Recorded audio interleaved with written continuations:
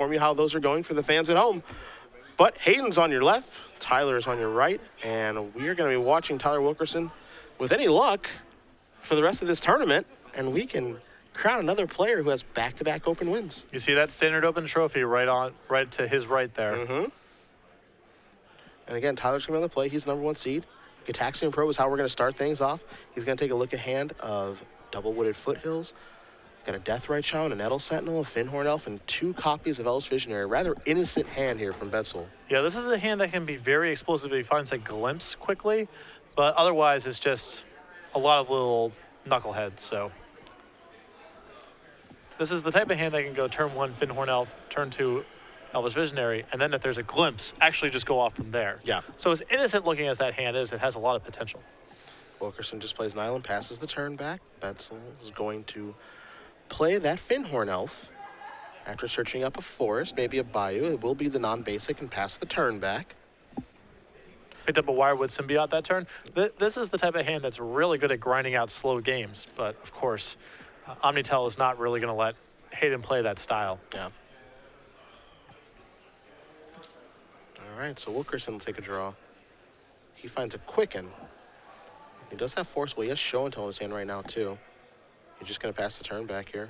Might see an end of turn Brainstorm, maybe end of turn Quicken. We'll find out. He's also got his Emrakul in his hand, and he has Show and Tell as well. Now, here's the thing.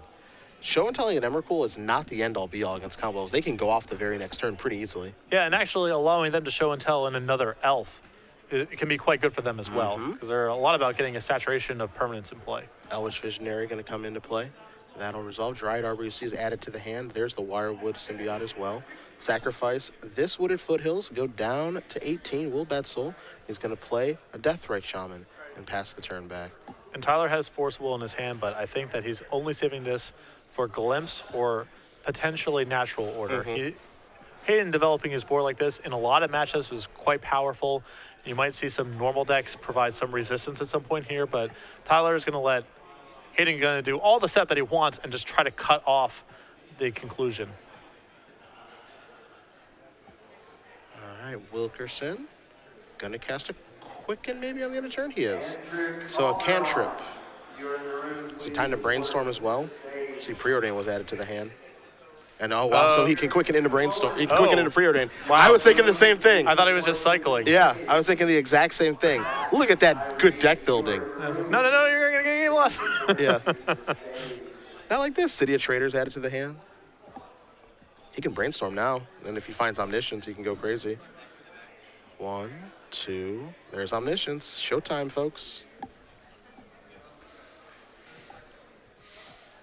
So he adds those cards, and he actually found Show and Tell and Omniscience, so it is definitely Showtime. He does have Emrakul in his hand, and he can put that into play, take the extra turn. There's your City of Traders. There's your Show and Tell. Hayden puts a card in. Tyler's will be better than his. There's Omniscience. He even has the Enter the Infinite, too, so. Yeah.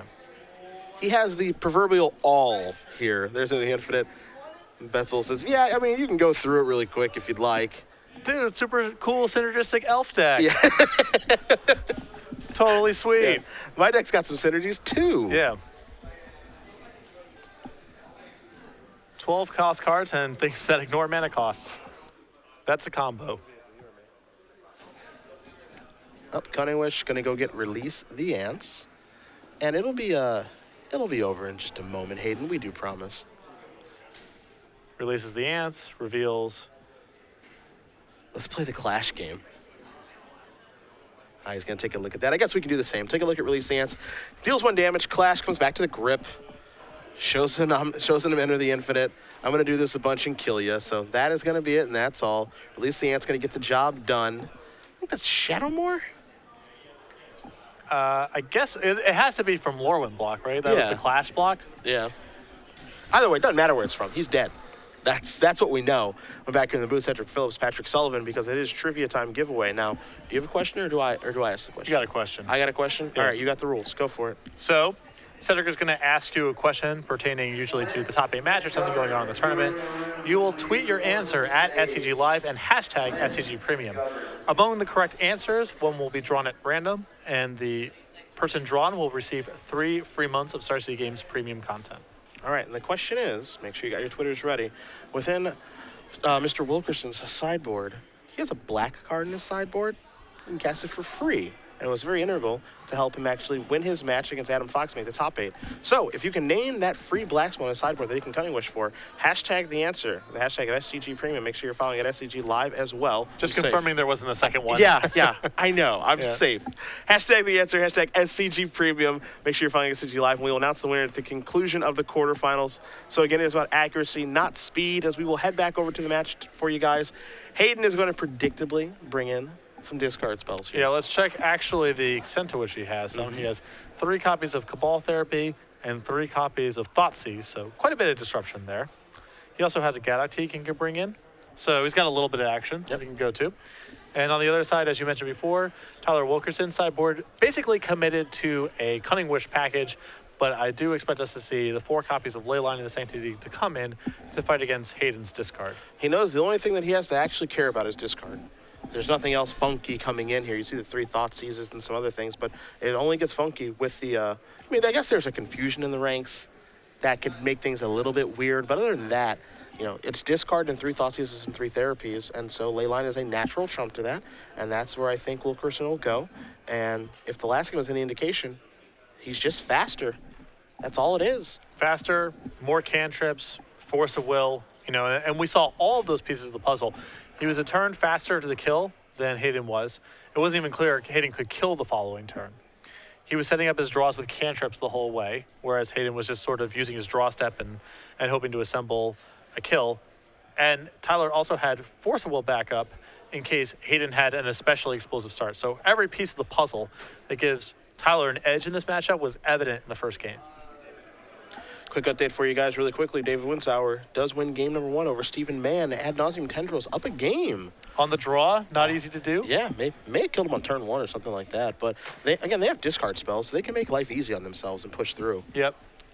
I lost in the top 8 of a Legacy Open myself to a turn 1 kill out of Storm. How was that? Was that fun? I went turn 1 Mountain Goblin Guide. It revealed Lion's Eye Diamond.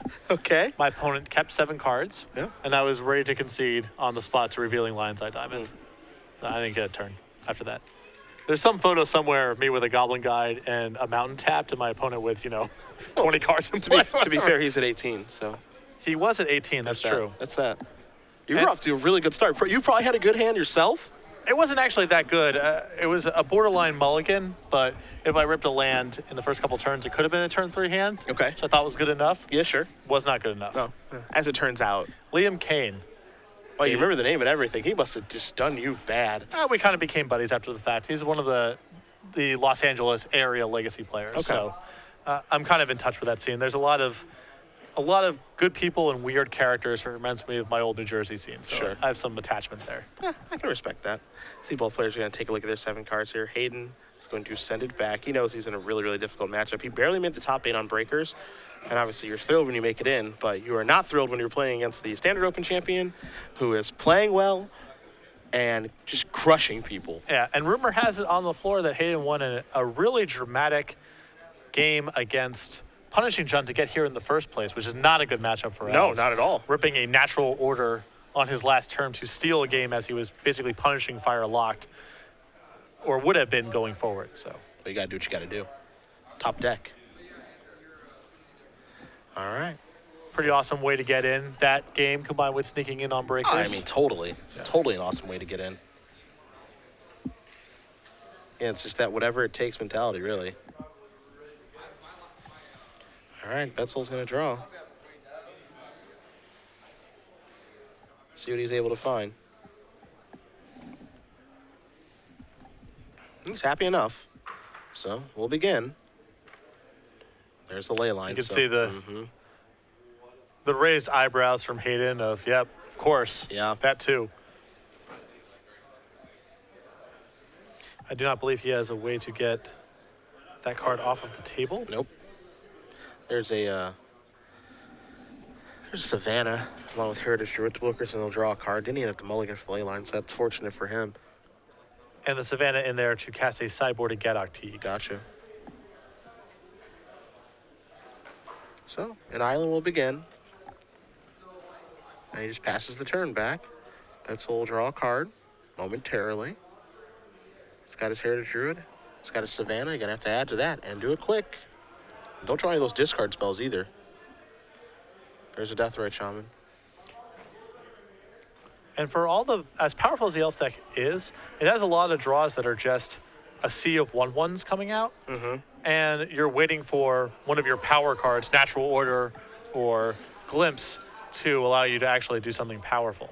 So against a lot of normal decks, this opening from Hayden is actually fine because he's setting up shop and applying a little bit of pressure, and any of his big draws can potentially win in the game on the spot. But against Omnitel, he just doesn't have that kind of time to be waiting for one of his payoff cards. All right, Bedsole will draw a card. Looks like he hit a couple lands there. You see there's a Bayou and there's a Windswept Heath over there. There's the Heath. He's got a Thoughtseize in his hand too, and all he can do is attack for 3. Gonna knock Wilkerson down to 16. Rather slow clock for the Elves player. Here's a Brainstorm in the end of turn from Wilkerson. Going to get it all set up here. He's got the perfect Brainstorm too. There's a Show and Tell and an Emrakul. Sure. Yeah. When you're hot, you're hot. Yeah, why not? I think he has Omniscience in his hand too. Yeah. Yeah, okay. A run-of-the-mill Brainstorm here. I think I might try casting Brainstorm soon. Yeah, when I see it, you see Tyler's face, he's just like, yeah. It's an embarrassment of riches. Yeah, absolutely. Yep, take the island right off my deck, shuffle her up. Pretty good draw. Yeah, sometimes I watch Brainstorm and I think to myself, this has to be better than casting Flame Rift. Debatable. Because Brainstorm, it's just too easy. Flame Rift, you gotta earn it. Brainstorm's kind of, your fetch land option, you have to choose correctly. I mean, I think with this deck, it's fairly straightforward because you're trying to assemble, A plus B. But I think the honest Brainstorm decks, the Rug Delvers and the Esper Blades of the world, it's actually pretty complicated in a lot of places. All right. That was an easy Brainstorm, I feel like. That one I could have managed. Yeah, you could have figured that one out. Here's the City of Traders. It's time for the 3-mana Show and Tell. I'm going to put Omniscience into play. How about you? Oh, Bayou. That's a good card. It's an alien invasion. Yeah. Emrakul, trigger. I would like to take another turn, even though I'm not quite done with this one just yet. Yeah. He could cast a Cunning Wish. I think, yeah, you can just Cunning Wish, go get Intuition for Enter the Infinite, and get you dead. Boy. These were some not bad draws. Average draws here for Mr. Wilkerson. There's an Intuition. I'm going to, just like, look, man, just do it. Yeah. Just kill me, please. Hayden, naturally with a Thoughtseize in hand. Yep. Staring directly at a Leyline of Sanctity. There are 3 copies of Enter the Infinite. These go to the bin. This one goes to the grip. I'm going to cast this. Can I just stop shuffling my deck and just hold it? Yes, I can. Hayden hoping for some sort of colossal operations error here from Tyler, but that's not happening. Borderline impossible. Here's a Cunning Wish. I'm going to go get Release the Ants. And it's going to be like game 1 yet again. Clashing all day long. He's hoping maybe the Release the Ants isn't over there, but there is the red instant. I'm going to cast this. Well, it's got to be somewhere. It's either in his hand or it's... Yeah, I'm going to do this again and again and again. And that is going to do it. Tyler Wilkerson, our Standard Open champion, is moving on. Defeats Hayden Bedsole 2-0, and that means Omnitel is going to be playing the winner of Chris Janis, who is playing Punishing Jund, and Thomas Hickey, who is playing Reanimator. But the back-to-back is still alive. And you can best believe we're going to be following him into the next round as well because we want to see it happen. This could be, the opening show in Indianapolis, a lot of great storylines. One that almost came to fruition.